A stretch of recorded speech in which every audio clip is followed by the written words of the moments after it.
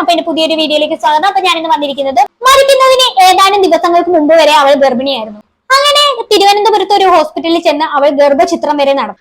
അതിനുശേഷം ഏതാനും ദിവസങ്ങൾക്ക് ഇപ്പുറമാണ് അവൾ മരണപ്പെടുന്നത്. അപ്പൊ നമ്മൾ പറഞ്ഞു വരുന്നത് കഴിഞ്ഞ ദിവസം ട്രെയിനിന് മുന്നിൽ ചാടി മരിച്ച ആ ഒരു പെൺകുട്ടിയെ കുറിച്ചാണ്. മേഘയുടെ മരണമായിട്ട് ഓരോ ദിവസവും പുറത്തു വരുന്നത് ഞെട്ടിക്കുന്ന വിവരങ്ങളാണ്. മേഘ മരിച്ച ദിവസം തന്നെ മേഘയുടെ മരണത്തിന് ഉത്തരവാദി മേഘയുടെ കാമുകനാണെന്ന് റിപ്പോർട്ട് പോലീസ് പുറത്തുവിട്ടിട്ടുണ്ടായിരുന്നു. കാമുകൻ ആരാണ്?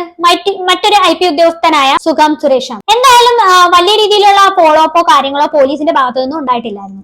പക്ഷേ മേഘയുടെ കുടുംബം 24 മണിക്കൂറും ഇതിന് പിന്നാലെ തന്നെയായിരുന്നു. കാരണം അവർക്ക് നഷ്ടപ്പെട്ടത് അവരുടെ മകളെയല്ലേ. അവർക്ക് നീതി ലഭിച്ചേ പറ്റൂ. അങ്ങനെയാണ് ഇവർ മേഘയുടെ ബാങ്ക് സ്റ്റേറ്റ്മെന്റും മറ്റും പരിശോധിക്കുന്നത്. അങ്ങനെ ബാങ്ക് സ്റ്റേറ്റും മറ്റും പരിശോധിച്ചപ്പോൾ അവർക്ക് മനസ്സിലാക്കാൻ സാധിച്ചത് ഒരു മാസം സാലറി കിട്ടിക്കഴിഞ്ഞ ആ തുക മുഴുവനും ഈ കാമുകന്റെ അക്കൗണ്ടിലേക്കാണ് മേഘ അയച്ചു കൊടുക്കുന്നത്. 1 രൂപ പോലും കുറയാതെ കാമുകന് അയച്ചു കൊടുക്കുമായിരുന്നു. എന്നിട്ട് ആ സുഗാന്ത് എന്ന് പറയുന്ന കാമുകൻ 1000 രൂപയോ 500 രൂപയോ ഒരു പിച്ചകാശ് പോലെ അങ്ങോട്ട് തിരിച്ചയച്ചു കൊടുക്കും. 1000 500 ഒക്കെ വെച്ചിട്ട് ഓരോ ആവശ്യങ്ങൾക്ക്. ഇത് നമ്മൾ നേരത്തെയും ചർച്ച ചെയ്ത ഒരു കേസാണ്. പക്ഷെ ഇപ്പൊ നമ്മൾ വേറെ പുറത്തു വരുന്ന ഒരു ന്യൂസ് എന്ന് പറഞ്ഞു കഴിഞ്ഞാൽ ഈ കാമുകൻ അവളെ ലൈംഗികമായി ഉപയോഗിച്ചു എന്നതാണ്. അതിൽ അവള് ഗർഭിണിയുമായിട്ടുണ്ടായിരുന്നു. അങ്ങനെ അവസാനം അവൾ തിരുവനന്തപുരത്തെ ഒരു ഹോസ്പിറ്റലിൽ പോയി അബോർഷൻ ചെയ്യുകയായിരുന്നു. ഇനിയിപ്പോ നിങ്ങൾ പറയും ഞാൻ വെറുതെ അടിച്ചുണ്ടാക്കുവാണെന്ന്. അങ്ങനെ പറയേണ്ടത്. ഇത് മേഘയുടെ അച്ഛൻ തന്നെയാണ് വെളിപ്പെടുത്തിയിരിക്കുന്നത്. എന്തായാലും പറയുന്നതെന്ന് കേട്ടു നോക്കാം. മരുന്ന് മേടിച്ചതിന്റെ ഒരു ബില്ല് കിട്ടി. അപ്പൊ അതില് ഇതുമായിട്ട് ബന്ധപ്പെട്ട മരുന്നുകളുടെ കുറിപ്പ് ഇത് എഴുതിയിരിക്കുന്നത്. അപ്പൊ നമ്മൾ അത് ബന്ധപ്പെട്ട് ഹോസ്പിറ്റലുകളിൽ നമ്മൾ അന്വേഷിച്ചപ്പോഴാണ് ഇതിനു വേണ്ടിയുള്ളതാണ്. അപ്പൊ ആ വിവരം നമ്മൾ പോലീസിന് കൈമാറി. പിന്നീട് അവർ അവിടെ ക്രോസ് ചെക്ക് ചെയ്ത് കാര്യങ്ങളെല്ലാം മനസ്സിലാക്കി. ഇപ്പൊ എല്ലാ തെളിവും അവരുടെ കയ്യിലുണ്ട്. അവര് പ്രത്യേകിച്ച് ഇപ്പൊ ഒന്നും പറയുന്നത് അന്വേഷണത്തിലാണ്. അപ്പൊ വിവരങ്ങളൊന്നും പുറത്തു പറയാൻ സാധിക്കില്ല. അപ്പൊ കേട്ടല്ലോ, ഇവര് വീട് പരിശോധിച്ച സമയത്ത് അവിടെ നിന്ന് ഒരു സ്ലിപ്പ് കിട്ടി. അതിനെക്കുറിച്ച് അന്വേഷിച്ചപ്പോഴാണ് ഇവള് തിരുവനന്തപുരത്ത് പോയി അബോർട്ട് ചെയ്തെന്നുള്ള കാര്യം മനസ്സിലായത്. ഇത് കേൾക്കുമ്പോൾ ഞാൻ ആലോചിക്കുന്നത് എന്ത് മനസ്സാണല്ലോ ഇവന്റെയൊക്കെ എന്ന് ആലോചിക്കുന്നത്. ഒന്ന് ആലോചിച്ച് നോക്കിയോ, ഒരു പെൺകുട്ടിയെ പരിചയപ്പെടുന്നു, അവളുമായിട്ട് പ്രണയത്തിലാവുന്നു, അവളുടെ കാശും സാലറി ഫുള്ള് അടിച്ചു മാറ്റുന്നു, അവളെ ശാരീരികമായിട്ടും സാമ്പത്തികമായിട്ടും ഒക്കെ ഉപയോഗിക്കുന്നു, നൈസായിട്ട് അവളെ ഒഴിവാക്കുന്നു. ഇങ്ങനെ ഒരു സാധാരണ മനുഷ്യന് ചെയ്യാൻ പറ്റുമോ?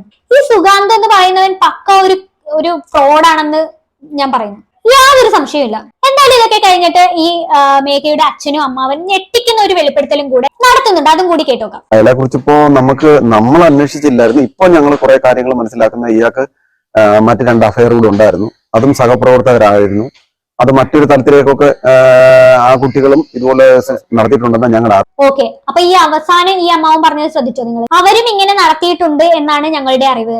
എന്ന് വെച്ച് കഴിഞ്ഞാൽ ഈ സുഗാസ് എന്ന് പറയുന്ന ആ കാമുകന് വേറെയും കാമുകിമാരുണ്ടായിരുന്നു. ആ പെൺകുട്ടികളും ഇതുപോലെ അബോർഷൻ നടത്തിയിട്ടുണ്ടെന്നാണ് പറയുന്നത്. അതായത് നിങ്ങൾക്ക് ഒന്നുകൂടി മനസ്സിലാക്കാൻ വേണ്ടിയിട്ട് ഈ സുഗാന്ത് എന്ന് പറയുന്ന ആ കള്ള കാമുകനുണ്ടല്ലോ, അവൻ ഈ മേഘയെ മാത്രമല്ല ഗർഭിണിയാക്കിയത്, വേറെയും പെൺകുട്ടികളെ ഗർഭിണിയാക്കി ഇതുപോലെ അബോർഷൻ നടത്തിയിട്ടുണ്ട്. അങ്ങനെയെങ്കിൽ ഇവന്റെ തൊഴിൽ തന്നെയാണെന്ന് വേണം നമുക്ക് മനസ്സിലാക്കാൻ. ഒന്ന് ആലോചിച്ചൊക്കെ, പെൺകുട്ടികളെ പരിചയപ്പെടുക, അവരുമായിട്ട് പ്രണയത്തിലാവുക, അവരെ ശാരീരികമായിട്ടും സാമ്പത്തികമായിട്ടും ദുരുപയോഗം ചെയ്യുക, എല്ലാം കഴിഞ്ഞതിന് ശേഷം അവരെ വലിച്ചെറിയുക. അത് കഴിഞ്ഞ് വേറെ വീണ്ടും മറ്റൊരു പെൺകുട്ടിയെ തേടി പോകും. ഇത് തന്നെ ഇവൻ റിപ്പീറ്റ് അടിച്ചുകൊണ്ട് ഇങ്ങനെ പോയിക്കൊണ്ടിരിക്കുകയാണ്. ഞാൻ ആലോചിക്കുന്നതല്ല, ഇവിടെ ഇന്നത്തെ ചെറുപ്പക്കാർക്ക്, നല്ല ചെറുപ്പക്കാർക്ക് പെൺപിള്ളേരെ കിട്ടാനില്ല. ഇവനിക്കൊക്കെ എങ്ങനെയാണ് ഇതിന് മാത്രം പെണ്ണുങ്ങളെ കിട്ടുന്നതെന്നാണ് ഞാൻ ആലോചിക്കുന്നത്. ഇങ്ങനെ ഉടായ്പ കാണിച്ചുകൊണ്ട് നടക്കുന്നവർക്കൊക്കെ നല്ല രീതിയിൽ പെണ്ണ് കിട്ടുന്നുണ്ട്. പാവപ്പെട്ട നിഷ്കളങ്കമായ നല്ല രീതിയിൽ നടക്കുന്ന ആമ്പിളേർക്കാണ് ഇവിടെ പെണ്ണ് കിട്ടാത്തത്. ഇവന്മാരുടെ ഒക്കെ പിന്നാലെ പെൺകുട്ടികളും ക്യൂ നിൽക്കുവാണ്. എന്തായാലും ഈ മാതിരി ഊളകളെയൊക്കെ പെൺകുട്ടികൾക്ക് ഇഷ്ടപ്പെടത്തുള്ളൂ. ബാക്കി കൂടെ കേട്ടോക്കാം. അപ്പൊ ഞങ്ങളുടെ അറിവ് ഞങ്ങളത് ദൃശ്യമാധ്യമങ്ങളിൽ കൂടി പ്രചരിപ്പിക്കാൻ ഉദ്ദേശിക്കുന്നില്ല. കാരണം അത് അവരുടെ സ്വകാര്യ ജീവിതത്തെ ബാധിക്കും. ഈ ഞങ്ങൾ വെച്ച ഈ തെളിവുകളുടെ അടിസ്ഥാനത്തില് ഇവൻ ഇത്ര മഹാ ഫ്രോഡാണെന്ന് ഞങ്ങൾക്ക് മനസ്സിലാക്കുന്നത്. ആ നിലയ്ക്ക് ഇത് കാണുന്ന രക്ഷിതാക്കൾ, ആ കുട്ടികളോ രക്ഷിതാക്കളോ ഇവനെതിരെ പരാതിയായിട്ട് വരണമെന്നാണ് ഞങ്ങൾക്ക് ഈ അവസരത്തിൽ പറയാനുള്ളത്. അതെ, അങ്ങനെ ഞങ്ങൾക്ക് അറിയാൻ കഴിയുന്നത്. ഒരു പക്ഷെ അവർ IB മൊഴി കൊടുത്തിട്ടുണ്ടാവും. അപ്പൊ ഇവിടെ മേഘയുടെ അമ്മാവന്റെയും അച്ഛന്റെയും ആ ഒരു മെന്റാലിറ്റിയെ പ്രശംസിച്ചേ പറ്റത്തുള്ളൂ. മറ്റു പെൺകുട്ടികളുടെ പേരും കാര്യങ്ങളും ഒന്നും അവർ പുറത്തു പറയുന്നില്ല. സ്വന്തം മകളുടെ നീതിക്ക് വേണ്ടി പോരാടുമ്പോൾ പോലും അവർ മറ്റുള്ളവരുടെ പ്രൈവസിയെ കൂടി മാനിക്കുന്നുണ്ട്.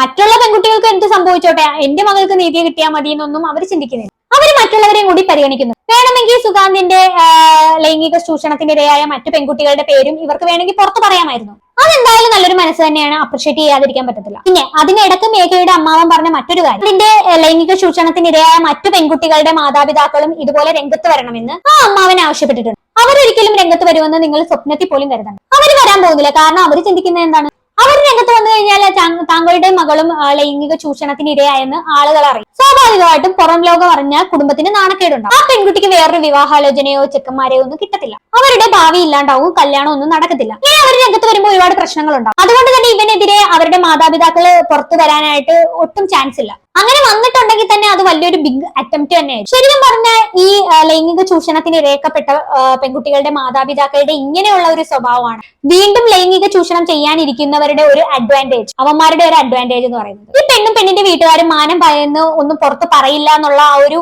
വിശ്വാസം, ആ ഒരു ധൈര്യം, അതുകൊണ്ടാണല്ലോ അവന്മാർ ഇങ്ങനെയൊക്കെ കാണിക്കുന്നത്. എന്തായാലും ആ അമ്മാവനും അച്ഛനും പറയാനുള്ള ബാക്കി കാര്യങ്ങളോട് കേട്ടുവെക്കാം. സാമ്പത്തിക ചൂഷണം അവരുടെ നടത്തിയിട്ടില്ലെന്നുള്ളതാണ് നമ്മുടെ നിലവിലെ ആള്. അവരോട് മേഘയുടെ അത്രയും അടുത്ത് കാണത്തില്ല, അതുകൊണ്ടായിരിക്കും സാമ്പത്തിക ചൂഷണത്തിന്റെ ഇരയാകപ്പെടാഞ്ഞത്. ഇവിടെ അവരെന്ന് മേഘയുടെ അമ്മാവൻ പറയുന്നത് മറ്റേ സുഗാന്തിന്റെ ലൈംഗിക ചൂഷണത്തിന് ഇരയായ പെൺകുട്ടികളെ കുറിച്ചാണ്. ഇവിടെ മേഘയെ മാത്രമേ സുഗാന്ത് സാമ്പത്തിക ചൂഷണം നടത്തിയിട്ടുള്ളൂ, ബാക്കിയുള്ളവരെ ലൈംഗിക ചൂഷണം മാത്രമാണ് നടത്തിയിട്ടുള്ളത്. എന്തായാലും എന്റെ ബലമായിട്ടുള്ള സംശയം ഇതൊന്നുമല്ല, ഇതിനു പിന്നിൽ ഒരുപാട് ബ്ലാക്ക്മെയിലിംഗ് നടന്നിട്ടുണ്ടോ എന്നാണ്. പിന്നെ നിങ്ങളൊന്ന് ആലോചിച്ച് നോക്ക്, സുഗാന്ത് 8 മാസം മുമ്പാണ് മേഘയുമായിട്ട് പ്രണയത്തിലായതിനു ശേഷം ഇവർ ശാരീരിക ബന്ധത്തിൽ ഏർപ്പെടുന്നു. അതിനുശേഷം മേഘയുടെ ശമ്പളം മുഴുവനും സുഗാന്തിന് കൊടുക്കും. ഇതെല്ലാം കൂടി നിങ്ങളൊന്ന് കൂട്ടി വായിച്ചു നോക്കി. ഇവിടെ സംഭവിക്കാൻ സാധ്യതയുള്ള കാര്യം എന്താണ്? സുഗാന്തും മേഘയും തമ്മിൽ പ്രണയത്തിലായതിനു ശേഷം അവരെന്തായാലും ശാരീരിക ബന്ധത്തിൽ ഏർപ്പെട്ടിട്ടുണ്ടായിരുന്നു. ആ സമയത്ത് മേഘയുടെ നഗ്ന ചിത്രങ്ങളും വീഡിയോസും കാര്യങ്ങളും ഒക്കെ സുഗാന്ത് എടുത്തിട്ടുണ്ടായിരിക്കും. അത് വെച്ച് അവൻ അവളെ ബ്ലാക്ക്മെയിൽ ചെയ്തിട്ടുണ്ടാവണം. നീ എല്ലാ മാസവും നിന്റെ സാലറി എനിക്ക് അയച്ചു തന്നിട്ടില്ല എന്നുണ്ടെങ്കിൽ ഞാൻ ഈ ചിത്രങ്ങളെല്ലാം പബ്ലിക് ആക്കുമെന്നൊക്കെ പറഞ്ഞ് ഭീഷണിപ്പെടുത്തിയിട്ടുണ്ട്. അതല്ലാതെ അവളുടെ സാലറി മൊത്തം അവൻ അയച്ചു കൊടുത്തതിന് പിന്നിലുള്ള മറ്റൊരു കാരണം ഞാൻ കാണുന്നുണ്ട്. ഇനി അതല്ല എങ്കിൽ അവൾക്ക് അവനോട് അസ്ഥിക്ക് പിടിച്ച പ്രണയമായി. അങ്ങനെയാണെങ്കിലും അവൾ അവന്റെ കയ്യിലുള്ള അവളുടെ കാശൊക്കെ അവന് കൊടുക്കാൻ സാധിക്കും. പക്ഷെ അതിനേക്കാളും സാധ്യത ഞാനിവിടെ കാണുന്നത് അവൻ അവളെ ബ്ലാക്ക്മെയിൽ ചെയ്തതാവാൻ തന്നെയാണ് സാധ്യത. ഞാൻ എന്റെ ഒരു അഭിപ്രായം പറഞ്ഞുള്ളൂ കേട്ടോ. പോലീസുകാർ എന്തായാലും അത് അന്വേഷിച്ച് കണ്ടെത്തണം. എന്തായാലും അമ്മാവിന് പറയാനുള്ള ബാക്കി കൂടെ കേട്ടു നോക്കാം. അറിവ് ഇനി എന്തെങ്കിലും ഉണ്ടെങ്കിൽ അവര് തീർച്ചയായിട്ടും അത് കണ്ടുപിടിക്കുമല്ലോ. തീർച്ചയായിട്ടും ഇവന് അതായത് മേഘയെ സംബന്ധിച്ച് മേഘയ്ക്ക് ഇങ്ങനെ സംഭവിച്ചിട്ടുള്ളത് ഒരു പക്ഷെ മേഘ ഇത് അറിഞ്ഞു കാണുമോന്നും ഞങ്ങൾക്ക് അറിയത്തില്ല. അപ്പം കൂടുതൽ അവനോട് ഇതിനെപ്പറ്റി ചോദിച്ചിട്ടുണ്ടാവുമെന്നും അറിയത്തില്ല. എന്തായാലും ഇവൻ ആള് സ്ട്രൈറ്റ് അല്ല, ഇവൻ മറ്റു കുട്ടികളെയും ഇതുപോലെ നശിപ്പിച്ചിട്ടുണ്ട്. അപ്പൊ അതെല്ലാം അറിയത്തില്ല. ഓൾറെഡി നമ്മൾ വീട്ടുകാരെ സംബന്ധിച്ച് അവൻ IB ഉദ്യോഗസ്ഥനാണ്. ഒരു പ്രപ്പോസൽ വന്ന ഒരു കുട്ടി ഒരാളെ ഇഷ്ടപ്പെടുന്നതൊന്നും തെറ്റല്ല. അവർക്ക് 24-25 വയസ്സുണ്ട്, അതിനൊന്നും തെറ്റായി കാണുന്നില്ല. പക്ഷേങ്കില് അവളെ മിസ്യൂസ് ചെയ്തതിന് ശേഷം വലിച്ചെറിയുന്ന മാതിരിയുള്ള ഇത് കണ്ടതിന് ശേഷമാണ് ആ കുട്ടിക്ക് താങ്ങാണ്. ശരിയാണ്, അത് അവൾക്കെന്നല്ല വേറൊരു പെൺകുട്ടികൾക്കും താങ്ങാനാവില്ല. ശരിക്കും ശാരീരികമായിട്ട് ഒരു പെൺകുട്ടിയെ ഉപയോഗിച്ചു കഴിഞ്ഞതിന് ശേഷം അവളെ വലിച്ചെറിയുക എന്ന് പറഞ്ഞ ഒരു പെൺകുട്ടിക്കും അത് താങ്ങാൻ പറ്റാത്ത ഒരു കാര്യമാണ്. ഇവിടെ സുഗാന്ത് അവളെ ശാരീരികമായിട്ടും മാനസികമായിട്ടും സാമ്പത്തികമായിട്ടും ചൂഷണം ചെയ്തതിന് ശേഷം അവളെ ഒഴിവാക്കി മറ്റൊരുത്തിനെ വിവാഹം ചെയ്യാൻ നിന്നതായിരുന്നല്ലോ. അതിനിടക്കായിരുന്നല്ലോ ഇതെല്ലാം സംഭവിച്ചത്. എന്തായാലും ഈ സുഗാന്തുമായിട്ട് ബന്ധപ്പെട്ട് സുഗാന്തിന്റെ നാട്ടുകാരനായിട്ടുള്ള ഒരു യൂട്യൂബർ സുഗാന്തിന്റെ ഡീറ്റെയിൽസ് പുറത്തുവിട്ടിട്ടുണ്ട്. നമുക്ക് അതും കൂടെ ഒന്ന് കണ്ടുനോക്കാം. എനിക്കറിയാം, ഈ നാറി എനിക്ക് വളരെ വ്യക്തമായിട്ട് അറിയാം. എടപ്പാളില് ശുഭപുരം പമ്പിന്റെ നേരെ മുന്നിലാണ്, പട്ടാമ്പി റോട്ടിലാണ് ആളുടെ വീട്. ടൗണിൽ തന്നെയാണ്, കോടീശ്വരനാണ്. ഭൂസ്വത്ത് എന്ന് പറയുന്നത് അത്യാവശ്യം ഭൂസ്വത്തുണ്ട്. ഇവന്റെ അമ്മ ഒരു ടീച്ചറായിരുന്നു. അതുപോലെ തന്നെ ഇവന്റെ അച്ഛൻ ഒരു കൃഷിയും കാര്യങ്ങളൊക്കെ ആയിട്ട് മുന്നോട്ട് പോകുന്നു. നല്ല സാമ്പത്തികമുള്ള ആളാണ്. ഇവൻ മുങ്ങിയിട്ടുണ്ട്. ഇപ്പൊ നിങ്ങൾ വീഡിയോ കാണുന്നുണ്ടാവും. ഞാൻ അവന്റെ നാട്ടില്, അതായത് എന്റെ നാട്ടില്, ഞാൻ അവന്റെ വീടിന്റെ അടുത്തൊക്കെ പോയി അന്വേഷിച്ച് നോക്കിയപ്പോ അവൻ അവിടുന്ന് മുങ്ങിയിട്ടുണ്ട്. ആ വീട് അടഞ്ഞു കിടക്കുകയാണ്. ആ വീട്ടിന്റെ മുന്നിൽ ഒരു പട്ടിയുണ്ട്. അതിനാരാണോ തിന്നാൻ കൊടുക്കുന്നത്? വീടിന് ഒരു CCTV ക്യാമറയുണ്ട്. ഇതൊക്കെ ഇന്റർനെറ്റിൽ കണക്ട് ആയി കിടക്കുന്ന ഒരു ക്യാമറ ആവാനുള്ള സാധ്യതയും കാണുന്നുണ്ട്. ഒരുപക്ഷെ ഇവരുടെ വീട്ടിന്റെ മുന്നിൽ ആരൊക്കെ വരുന്നു, ആരൊക്കെ വന്നുപോയി എന്നൊക്കെ അവർക്ക് നോക്കാനും കഴിയും. അവരുടെ കയ്യിലുള്ള മൊബൈൽ ഫോൺ ഉപയോഗിച്ചുകൊണ്ട് തന്നെ അത് കണ്ടെത്താം. പോലീസുകാർക്ക് ആ ഒരു രീതിയിൽ അന്വേഷിക്കുകയാണെങ്കിൽ പോലും ഈ സുഗാന്തിനെ കണ്ടെത്താൻ വലിയ പ്രയാസമൊന്നുമില്ല. ഇവനൊരു ഇന്റർവേർട്ടാണ്. ഇവൻ പുറത്തിറങ്ങാറില്ല. എടപ്പാൾ എന്ന ടൗണിൽ ഒരു മനുഷ്യനുമായിട്ട് ഇവന് കമ്മ്യൂണിക്കേഷൻ ഇല്ല. ഇവൻ പഠിച്ചിരുന്നതൊക്കെ പുറത്താണ്, നമ്മുടെ നാട്ടിലല്ല. നാട്ടിലെ ഒരു സുഹൃത്ത് പോലും ഇല്ല. ഇനി ഇവർ അങ്ങനെ എങ്ങാനും സുഹൃത്ത് വല്ലതും ഉണ്ടെന്നുണ്ടെങ്കിൽ നാട്ടിലൊരു വലിയ ഉത്സവമുണ്ട്, അതാണ് കുളങ്ങര ഉത്സവം. ആ ഉത്സവത്തിലൊക്കെ വരേണ്ടിയിരുന്നു. അവൻ ഉത്സവങ്ങളിലും വരാറില്ല. പിന്നെ മറ്റൊരു കാര്യം എന്ന് വെച്ചാൽ 2013 എങ്ങാനുമാണ് ഇവൻ അവസാനമായിട്ട് ഈ ഫേസ്ബുക്കിൽ ഒരു പോസ്റ്റ് ഇടുന്നത്. അത് അവന്റെ പ്രൊഫൈൽ പിക്ചറാണ്. അതിനുശേഷം അവൻ ഒരു ഫോട്ടോ ഇട്ടിട്ടില്ല. ഫോട്ടോ ഇടാതിരിക്കാനുള്ള കാരണം അവൻ ഇന്റലിജൻസ് ബ്യൂറോയിലാണ് പ്രവർത്തിക്കുന്നത്, വർക്ക് ചെയ്യുന്നത്. അതുകൊണ്ടൊക്കെ തന്നെ വളരെ സ്വകാര്യമായിട്ടുള്ള ഒരു ജോബാണ്. അതുകൊണ്ടാകാം എന്തായാലും ഇവന്റെ വീട്ടിൽ അത്യാവശ്യം സാമ്പത്തിക ഭദ്രതയുണ്ട്.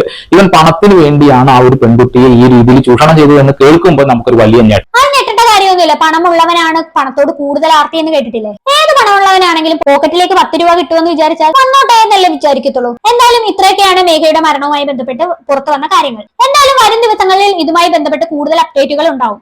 എന്താണ് ഇത് കേട്ടിട്ട് നിങ്ങൾക്ക് തോന്നുന്നതെന്ന് വെച്ചാൽ താഴെ കമന്റ് ബോക്സ് കമന്റ് ചെയ്യുക. അടുത്തൊരു വീഡിയോ കാണാം. അതുവരെ ബൈ ബൈ.